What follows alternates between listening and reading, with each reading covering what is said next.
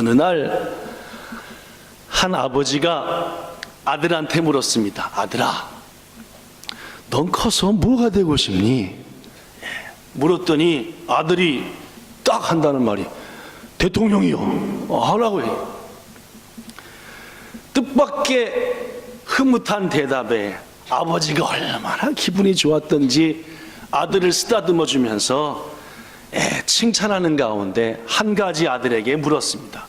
아들아, 그러면 너는 대통령이 된 다음에 엄마 아빠를 뭘 시켜줄래? 라고 딱 물어봤습니다. 잔뜩 기대를 했더니 짬뽕하고 짜장면이요 라고 얘기했다.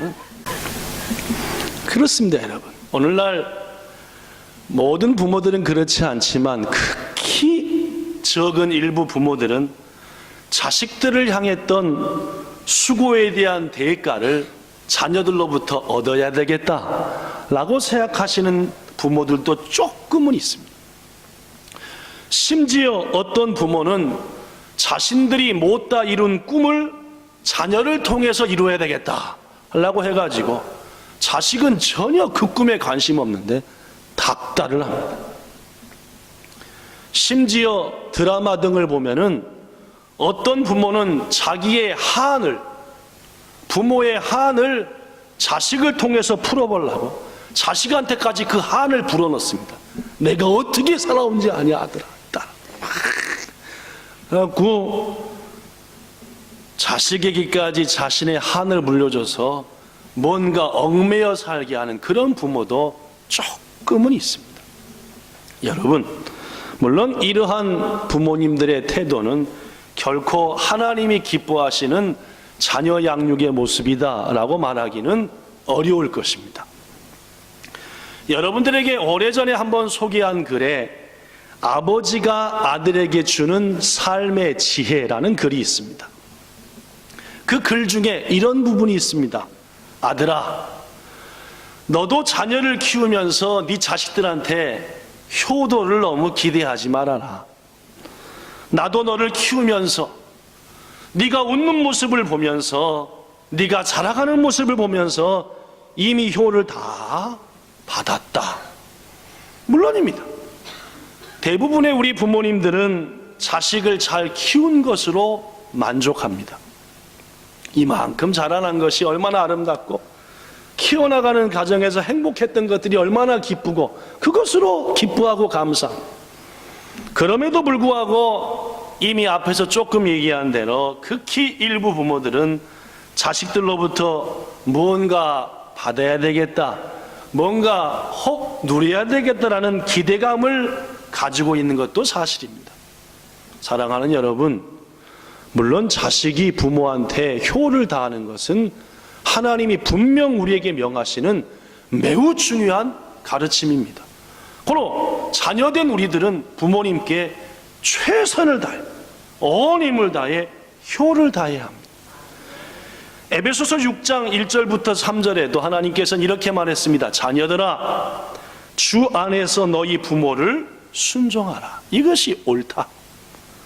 너희 아버지와 어머니를 공경하라. 이것은 약속이 있는 첫 번째 계명이니 이러할 때에 네가 이 땅에서 잘 될 것이고 땅에서 오래 살리라 라고 했습니다. 오늘 저를 포함해서 본향에 속한 자식된 여러분, 부모님의 마음을 항상 기쁘시게 하기 위해서 힘쓰며 무엇보다도 살아계실 때 나중에 후회하지 말고 힘껏 효도하는 우리 모두가 되기를 예수님 이름으로 부탁합니다. 그러나 오늘은 어버이 주일이 아니라 어린이 주일이기 때문에 어떻게 하는 것이 부모로서, 여러분과 저는 자식이기도 하지만 또 부모이기도 하지 않습니까? 부모로서 우리의 자녀들을 바르게 양육할까 하는 말씀을 중심으로 전하겠습니다. 자, 여러분, 오늘 본문에서 우리 주님께서는 성경적인 자녀 교육에 대해서 분명히 말씀합니다. 어떻게 하는 것이 하나님이 기뻐하는 자녀들을 향한 교육이냐? 본문 4절 제가 읽겠습니다. 여기 써졌습니다. 아비들아, 부모들아, 그 말입니다. 너희 자녀를 노엽게 하지 말고 오직 주의 교훈과 훈계로 양육하라 라고 했습니다. 여기에 중요한 몇 가지가 등장하는데, 첫 번째 소개하고자 하는 것은 너희 자녀를 뭐하게 하지 말라? 노엽게 하지 말라. 노엽게 하다라고 하는 성경 원문의 헬라어의 단어는 프로르기부제테라는 말입니다. 이 프로르기부제테라고 하는 말은 영어 성경에서는 프로보크라는 말입니다. 이 뜻은 무슨 뜻이냐? 자극하다 혹은 선동하다라는 말입니다. 무슨 말이냐 하면은 자녀를 양육함에 있어서 자꾸 자녀의 마음을 뭐예요? 자극합니다. 상처를 줘요. 자꾸 부모의 생각대로 하나님의 뜻은 뒤로 하고 자꾸 스트레스를 줍니다. 그것이 자극하다.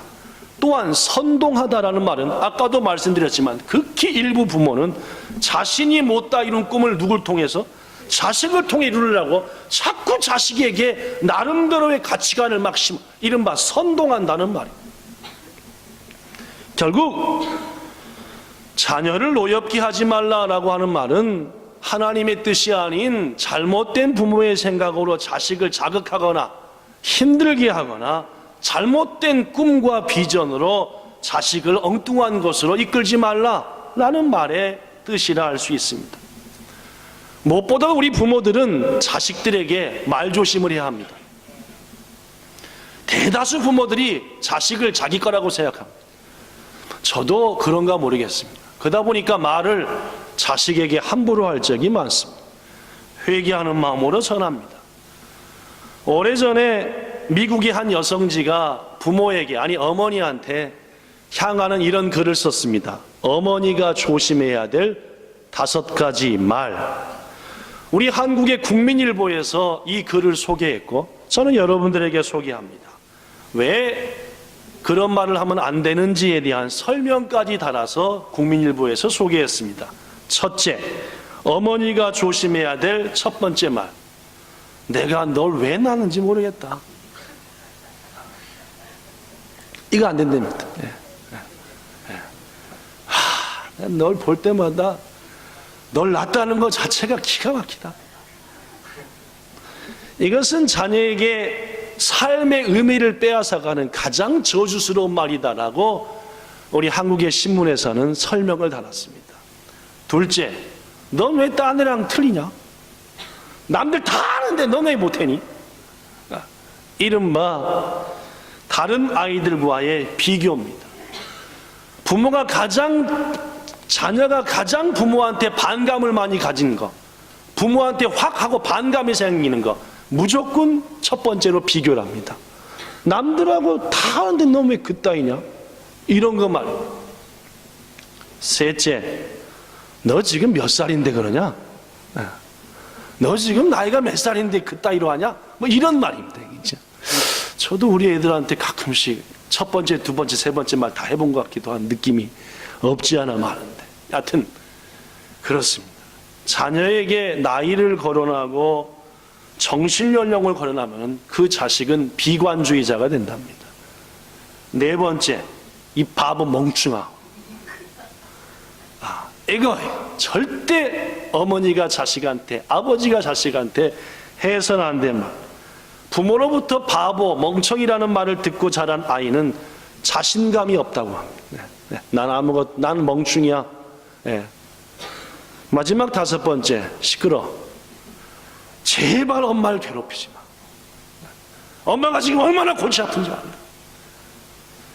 자녀들은 항상 엄마에게 관심이 많고 특히 엄마와 아빠와 대화를 원하는데, 그러나 부모가 그 대화를 거부하고 시끄러 라고 하면은 그 아이는 점점 폐쇄적인 성격, 개방적이고 활달한 성격이 아니라 점점 마이너스적인 사고방식을 갖게 된다.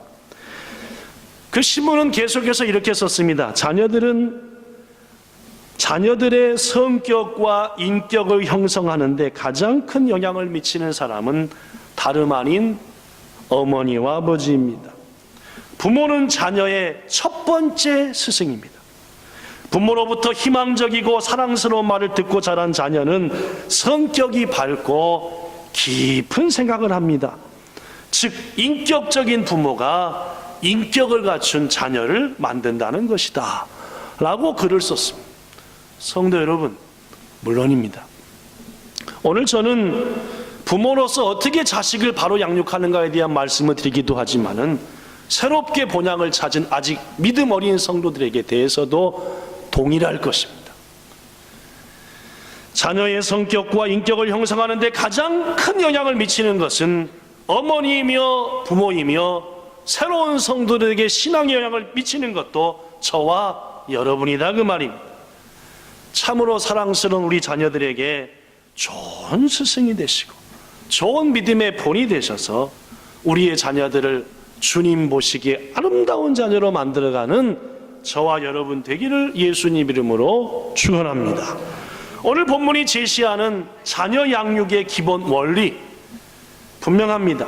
오늘 6장 4절, 자녀들아 너희 자녀를 노엽게 하지 말고 오직 주의 교훈과 훈계로 양육하라. 그렇습니다. 오늘 본문에서 말씀하는 것은 첫째는 잘못된 걸 강요하지 말고, 둘째는 주님의 교훈과 주님의 훈계하는 방식으로 자식을 양육하라. 자, 그렇다면 우리 예수님께서는 영적인 자녀들인 제자들을 어떻게 양육하셨을까요? 첫째, 따라합시다. 격려하셨다. 물론입니다. 격려입니다. 예수님께서 제자들을 크게 꼬지신 적이 몇 번 있는데 그 중에 한 번 화까지 내셨습니다. 언제 화를 내셨느냐? 예수님이 잠깐 말씀을 증거하다 쉬시는데 어린아이들이 예수님의 쓰다듬과 안아주심을 바라고 예수님을 향해 왔습니다. 그랬더니 어떻게 했으면 제자들이 어이 이놈들 좀 돕게 이렇게 비켜 절로 가. 마가복음 10장 14절에 보니까 예수님께서 화를 내셨습니다. 제자들에게요. 어린아이들이 내게 오는 것을 용납하고 금하지를 하나님의 나라가 이런 이들의 것이 아니냐 하고 화를 내셨다라고 마가복음 10장은 말합니다. 예수님 당시 유대인들은 오랜 동안의 고통스러운 삶을 살다 보니까 자식들, 어린애들을 귀찮게 여기고 무시했습니다. 더구나 히브리인들은 숫자를 셀 때도 20세 이상의 남자만 세다 보니까 그런 습성이 있었어요. 특히 여자애들은 더 무시를 받았습니다. 그러다 보니까 제자들에게도 그런 모습이 나타났겠습니다. 그러나 예수님께서는 그러한 어린아이들을 축복하며 격려하시면서 하나님의 나라가 이들의 것이 아니냐. 성도 여러분, 우리의 자녀들을 그렇게 격려하는 우리가 되기 바랍니다. 세계적인 경영의 천재라고 불리는 사람이 있는데 잭 웰치라는 분입니다. 이분은 그의 나이 45살 때에 당시 최연소의 나이로 미국 제너럴 일렉트릭이라고 하는 유명한 회사, 그 회사가 이렇게 유명해지지 않을 때 그 회사의 회장이 된 분인데, 오늘날 제너럴 일렉트릭이 세계적인 기업으로 만드는데 결정적인 역할을 한 분이 바로 이 잭 웰치라고 합니다. 어느 날 기자들이 잭에게 물었습니다. 회장님, 당신은 어떻게 이렇게 큰 성공을 거두셨습니까? 라고 물었더니 이 잭 회장이 자랑스러운 표정으로 이렇게 얘기했습니다. 저의 성공의 가장 큰 이유는 저를 향한 어머니의 뭐였습니다? 격려였습니다. 잭은 학창시절에 공부에 대해서 상당히 취미가 없었다고 합니다. 초등학교부터 대학까지 줄곧 성적표를 받으면 뭘로 까느냐? C나 D였다고. 그러면 70점 밑에 60점 밑에. 우리 한국에서는 F라고 하는데 그죠? 60점 이하면 성적 안 주는 거. 일본에서는 D라고 그래야 돼요. D. 그렇구나. 좀 미국은 뭐라고 그럴까? F 학점의 천재니까 미국도 F 아닌가? 그죠? F일 것 같아, 그죠? 일본은 조금 아량이 있어서 F를 안 하고, F는 총 같으잖아요. 그러니까 조금 이상하니까 D로 이렇게 여하튼 이 잭은 성적표를 받으면은 뭐 A는 거의 없고 거의가 B, C, D. 그러나 어머니는 자식이 받아온 성적표를 보면서 어쩌다 A가 있으면은 우와, 잭 A를 받았구나. A가 있어. 그래, 너 굉장하다. 이러면 누가 찔림을 받아요? 그치, 아들이 찔림 받죠. 왜냐면 지가 한 게 있는데.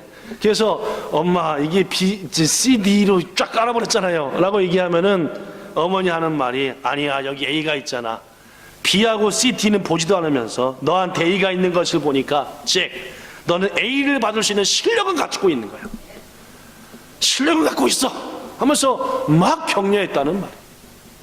어머니의 이러한 격려는 잭에게 용기와 자신감을 심어주었고, 그 어머니의 격려가 항상 마음의 기억에 남아서 그는 사람들이 물을 때마다 내가 이렇게 된 것은 나에게 항상 격려해 주신 어머니가 있었다라고 말했다고 합니다.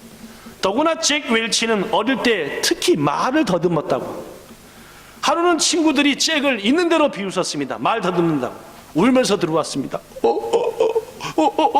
엄마, 애들이 내가 듣는다고 손가락질해요 하고 왔대요.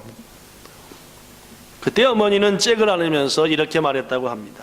잭, 아니야, 다른 아이들이 몰라서 그래. 너는 머리 회전이 너무 빠르니까 네 머릿속에 나오는 그 회전에서 나오는 말을 혀가 미리 못 쫓아가는 거야. 미쳐. 다른 애들은 네보다 머리가 늦으니까 회전에 딱 맞춰 말이 나오지만 넌 막 돌아버리니까 거기에 네 입이 어떻게 쫓아가겠니? 너는 정말 끝내주는 머리를 가지고 태어난 애야. 특히 회전이 빨라 라고 얘기해 줬다고 합니다. 잭은 어머니의 그 말을 평생 기억했고, 그래서 건강한 자긍심을 바탕으로 열등감을 극복해냈다라고 말합니다. 사랑하는 부모이신 여러분, 본향교회에 새롭게 찾아올 많은 지체들에게 영적의 본을 보여야 될 여러분, 무엇보다도 우리에게 필요한 것은 격려입니다. 예수님께서는 고기잡이에 실패한 베드로와 안드레에게 고기도 못 잡냐? 라고 말씀하지 않고 나를 따라오너라. 이제부터는 고기가 아닌 사람을 낚는 어부가 되게 하겠다 라고 말씀하십니다. 예수님께서 제자들을 떠나겠다고 할 때에 제자들이 두려워 벌벌 떨 때에 예수께서 제자들이 이렇게 격려하셨습니다. 요한복음 14장 12절 시작. 내가 진실로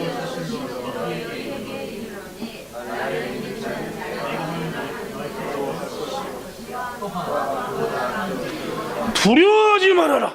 나를 믿으면 내가 하는 모든 일들 너희도 한다. 아니, 나보다 어떤 일도 한다? 더 큰 일도 할 것이다 하고 격려했다는 말입니다. 성도 여러분, 우리의 자녀들에게 격려로 양육하는 지혜로운 부모가 됩시다. 우리의 자녀를 노하게 하지 맙시다. 우리의 자녀들에게 참으로 필요한 것은 아무리 생각해도 격려이며 칭찬이지 속박이며 규율이며 잔소리가 아니라 그 말입니다. 저도 우리 애들한테 나름대로 잔소리는 꽤 아버지라고 생각합니다. 잔소리로 양육해서 자녀가 훌륭해지냐? 그렇진 않다는 것은 우리 모두가 아는 바입니다. 예수님을 본받아 격려로 양육하여 우리 자녀들을 큰 인물로 만드는 우리 모두 되기를 예수님 이름으로 축복합니다. 둘째, 예수님의 자녀 양육의 모범은 지혜를 가르쳤다는 겁니다. 첫째는 뭐였더라요? 격려했었죠, 그죠? 둘째는 지혜를 가르쳤어요.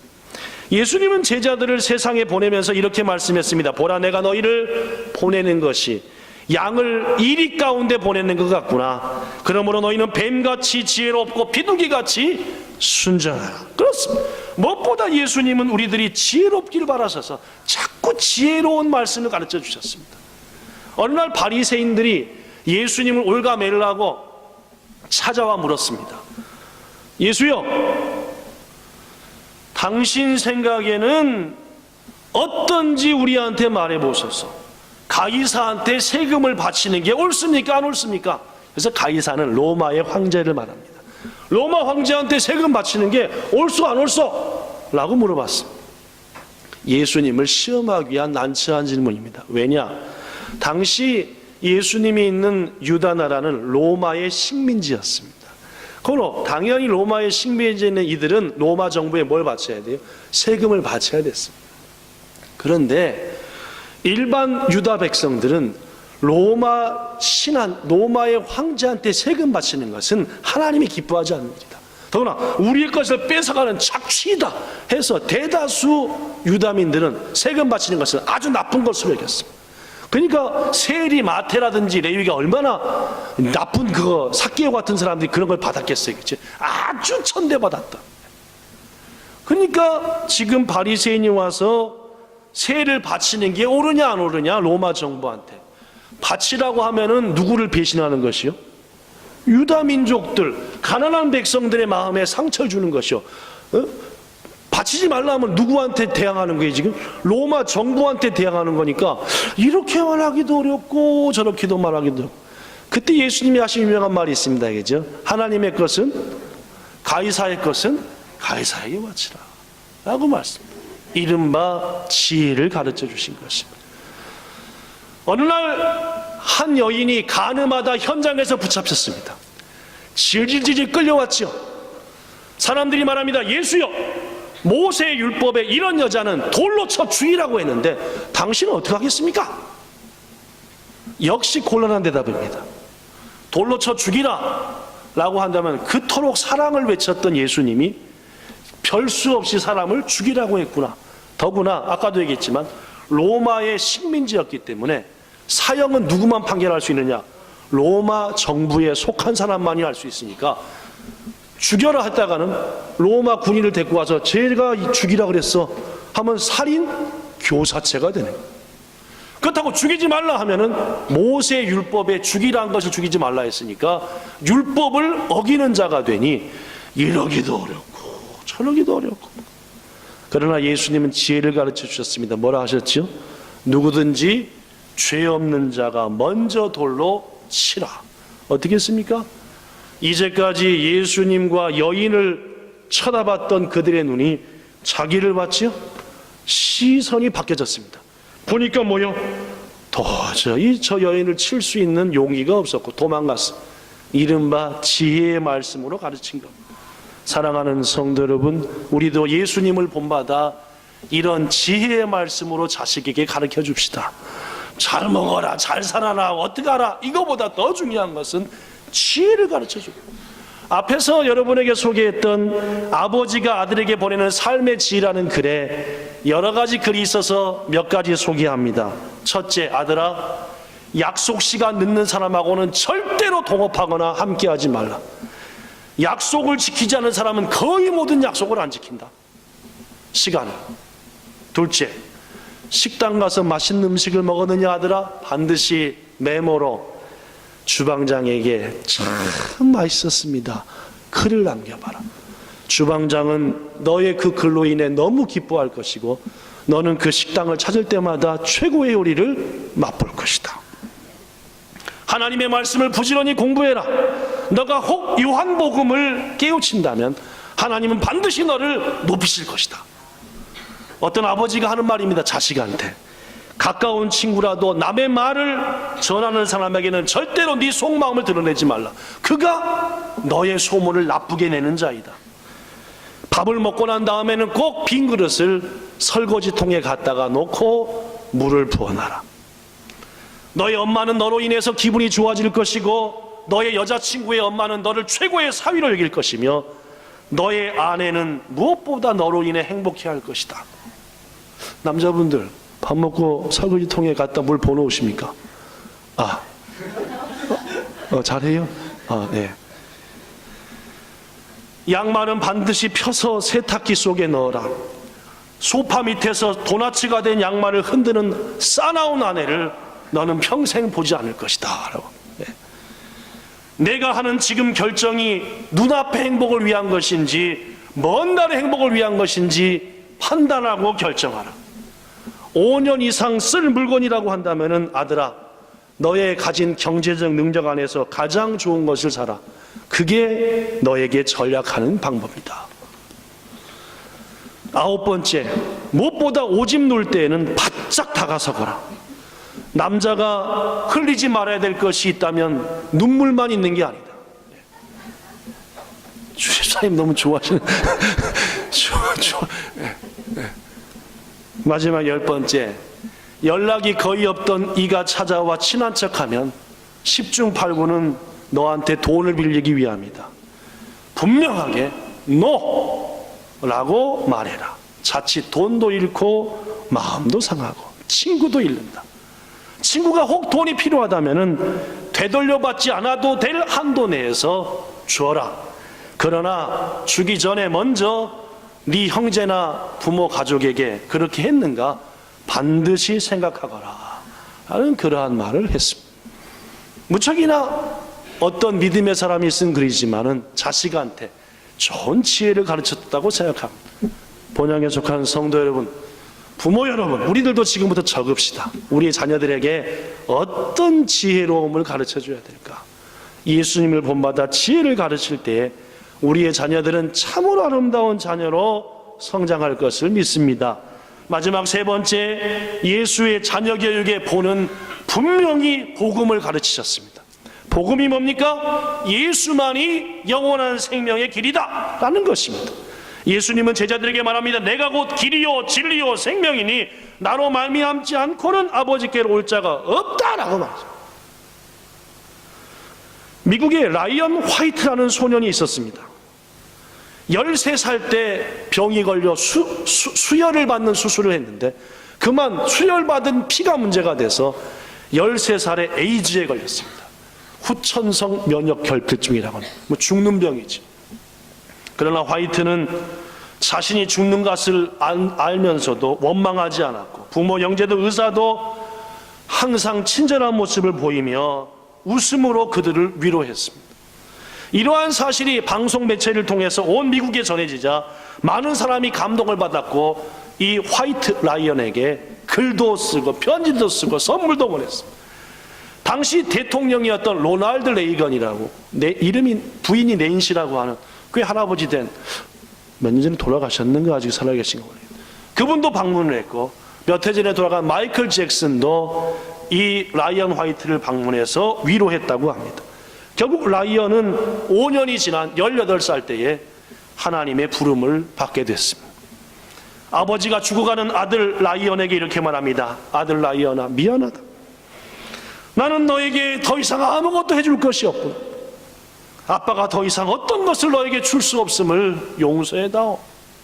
라이언이 대답합니다. 아니에요. 전 지금까지 아버지에게 어머니에게 너무나 많은 걸 받았어요. 더구나 아빠가 제게 주신 것은 이 세상에서 가장 소중한 것이잖아요. 아빠는 저에게 예수님을 소개해 주셨고 더구나 예수님을 믿게 해주셨으며 그로 인해 제가 지금 천국 열쇠를 가질 수 있게 해주셨잖아요. 이보다 더 귀한 것이 저에게 뭐가 있겠어요? 여러분, 우리의 자녀들은 천국 열쇠를 가지고 있음을 확신하고 있나요? 우리의 자녀들에게는 천국에 대한 소망이 확실히 있느냐 말입니다. 저와 여러분, 우리 모두 우리의 자녀들에게 영혼 구원의 확신을 가질 수 있도록 가르치고 양육하고 기도하는 것, 이것이야말로 부모가 해야 될 가장 중요한 일이고 예수께서 우리에게 본을 보이신 모범입니다. 주기철 목사님이 신사참배를 반대하다가 감옥에 갇혀 수감되었을 때 일본 경찰이 고민하다가 저 주기철 목사한테 80 먹은 노모가 있다. 그 노모한테 보내자, 이 자식을. 그러면 분명 그 노모를 보면서 저가 그 노모에게 효를 다하려고 답은 신사참배를 할지도 모른다. 그렇게 해서 며칠간 주 목사님이 집에 돌아오게 되었습니다. 주 목사님이 돌아온 그 모습을 보고 무엇보다 놀란 것은 목사님의 어머니였습니다. 어머니가 말합니다. 너는 내 아들이 아니구나. 내 아들은 신사에 항복하고 이렇게 집에 올 리가 없다. 만약 혹 네가 내 아들이라고 한다면 지금 당장 발길을 돌려 믿음의 길로 돌아가라 라고 말했다고. 주 목사님은 엉엉 울면서 어머니의 말씀을 듣고 다시 감옥으로 돌아왔고 그로 인하여서 천국을 향해 가게 되었습니다.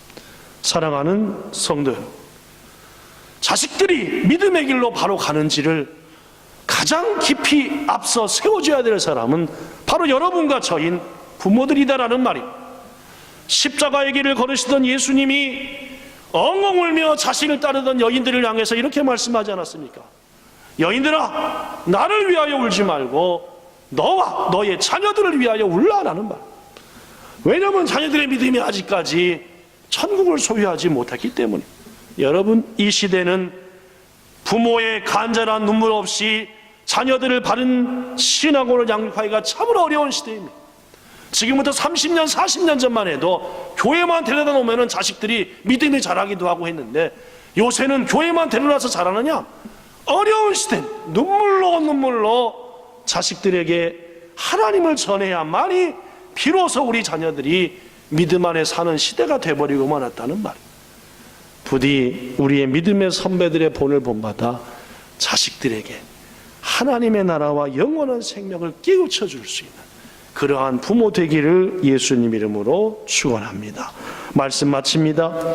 부모는 자녀의 스승이며 그림자입니다. 부모의 사랑을 많이 받고 자란 자녀는 그 사랑을 자녀와 이웃에게 베풀고 하나님 나라에 꼭 필요한 사람으로 살아가는 법입니다.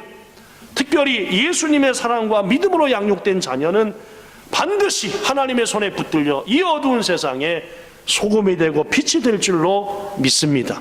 본향에 계신 이곳에 속한 모든 부모 여러분, 예수님의 양육의 모범을 따라 격려하는 부모가 됩시다. 훌륭해, 잘했어. 너 회전이 너무 빨라서 미처 말이 못 쫓아가는 거야. 둘째, 하나님의 말씀을 바탕으로 지혜를 가르치는 부모가 됩시다. 또 누구든지 죄 없는 자가 먼저 치라. 하나님의 것은 하나님에게, 가이사의 것은 가이사에게. 자식아 하면서 지혜를 가르쳐줘. 끝으로 무엇보다 자녀에게 분명한 복음을 전하는 부모가 됩시다. 분명 우리 하나님께서 우리의 모든 자녀들을 귀히 쓰는 그릇 되게 하실 것입니다. 그것을 바라보고 마음껏 기뻐하며 하나님께 감사할 수 있는 모든 부모 되기를 예수님 이름으로 축원합니다. 기도하겠습니다. 좋으신 하나님, 올 가정의 달을 맞이하여 오늘 첫 주일 어린이 주일을 맞이합니다. 부모로서 우리의 자녀들을 어떻게 양육해야 될지 오늘 주의 말씀을 따라 마음에 새겼습니다. 격려하게 하시고 하나님의 주신 지혜로 깨우쳐 지혜를 가르치게 하시고 무엇보다도 우리의 구세주이신 예수님을 가르치는 우리 되게 하옵소서. 우리의 자녀들에게 큰 은혜 주시기 원하며 주 예수님 이름으로 기도드리옵나이다.